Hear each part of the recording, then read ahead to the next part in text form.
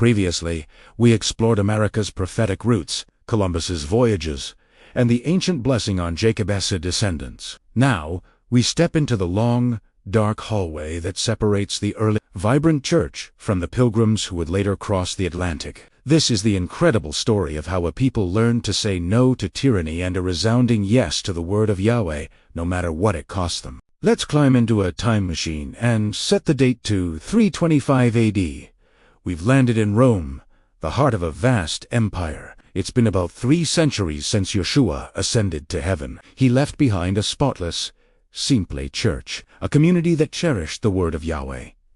They honored the Torah, kept the Sabbath, and observed YAHWEH. They weren't some massive, powerful institution. They were a faithful, devoted remnant. But in 325 AD, everything changes. Emperor Constantine convenes the Council of Nicaea.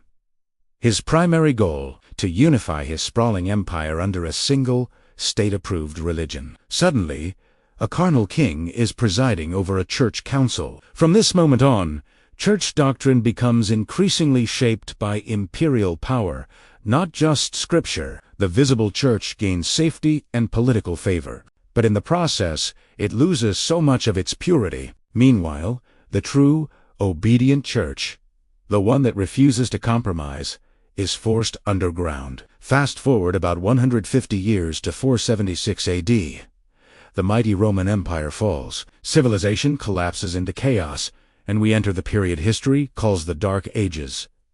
During this time, the institutional church seizes control over access to the Bible. Scripture is literally chained to pulpits, available only in Latin, a language the common person couldn't understand. Ordinary people were forbidden from reading it for themselves. Yet, even in this darkness, a flicker of light remained. Somewhere, in quiet monasteries, dedicated monks were meticulously copying the Holy Scriptures by hand. They were preserving the word of YAHWEH in secret. And slowly, bit by bit, those precious scriptures began to leak out. The Spirit was stirring, planting the seeds of what would become the Reformation. In the 1300s, a remarkable man named John Wycliffe steps onto the scene. He's a Catholic priest, but more importantly, he is a profound lover of the Word.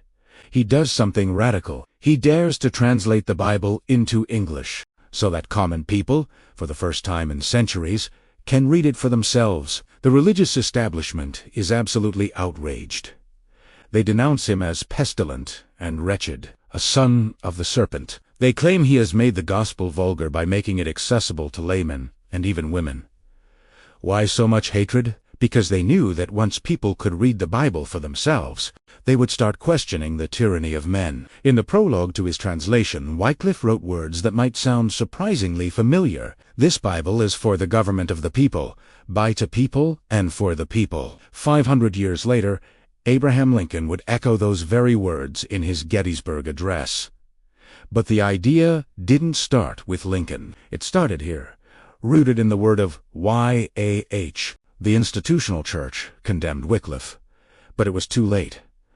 The seed of liberty had been planted in English soil. Now, the winds of Reformation begin to blow across England. The Bible in English starts to circulate more widely. As people read it, they come to a shocking realization. The state may call itself Christian, but true, devoted followers of Christ are very few. A new kind of believer emerges. The nonconformists. They aren't looking for a new gospel. They simply want to live by what they read in Scripture. They begin to question the man-made rituals, the widespread corruption, and the endless compromises of the state church. They become known as the Puritans. Why were they called Puritan? Because their deepest desire was to purify the church, to clean out the swamp of corruption, and return to a simpler, more biblical faith. They resisted the tyranny of both the Roman Catholic Church and the state-controlled Church of England. For this, they were mocked, fined, imprisoned, and slandered. Were kaj. Deplorable, backward, and dangerous. Does that sound familiar? It's the same spirit of opposition, just a different century. These Puritans didn't worship politics or power. They worshipped Yahweh and honored His word above all else. They met in secret, in private homes, just like the early believers did.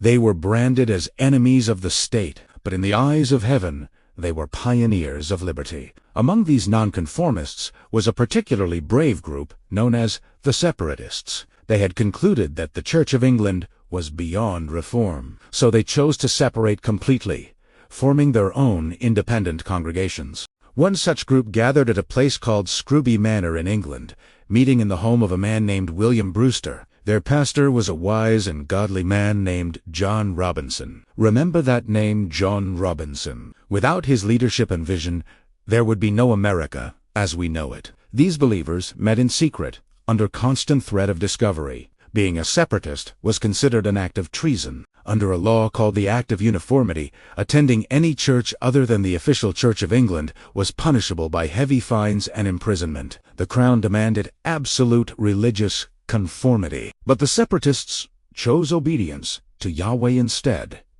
As persecution intensified, they made a desperate decision. They fled to Holland, seeking the freedom to worship according to their conscience. They settled in the city of Leiden and lived there for about 9 years.